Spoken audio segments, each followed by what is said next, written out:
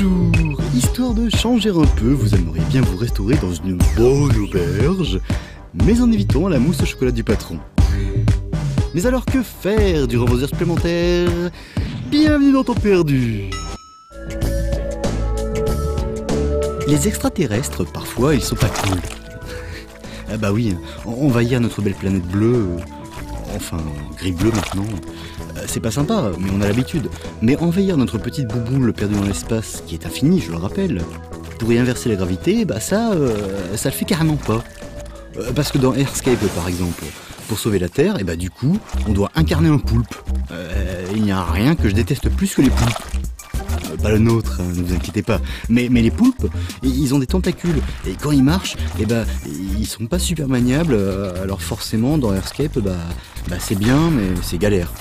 Alors moi, je suis pas content que les extraterrestres ils envahissent la Terre. Alors que les singes, eux, généralement, ils sont faciles à contrôler dans les jeux vidéo. Ils sautent, ils font des roulades, ils jettent des trucs, ils mangent des bananes. Mais pas dans Magic Safari par contre. Parce qu'ici ils conduisent des voitures. Alors forcément c'est plus difficile de faire des galipettes. Mais finalement c'est pas si grave parce que là on contrôle pas le singe. Non, en fait il faut lui déblayer le chemin pour qu'il puisse avancer. Alors pour ça on peut inverser la gravité des objets devant lui, on peut leur faire changer de forme ou carrément les détruire. Et quand on est vraiment coincé, on peut aussi faire monter le singe au plafond. Mais bon là, il perd son chapeau alors c'est pas très rigolo.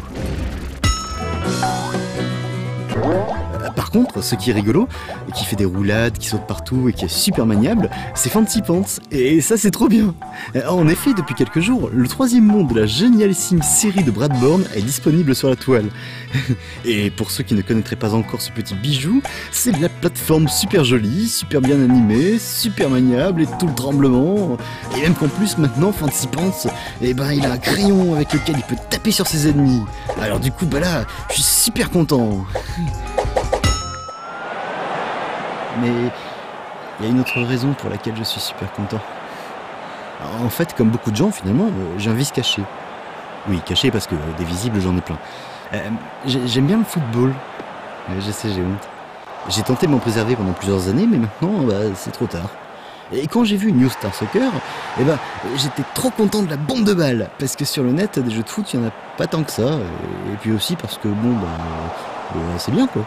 Alors, en fait, on joue pas vraiment au foot ici. On doit gérer notre carrière de foot en pelouse. Il faut faire attention à ses fans, à ses coéquipiers, puis avec le temps, à sa petite copine. Et après, il y a les matchs. Là, on suit le déroulement comme dans un résumé en direct. Ce qui, je le sais, ne veut rien dire. Et de temps en temps, paf, c'est à vous de jouer. Et suivant la situation, il vous faudra intercepter, faire des passes ou marquer.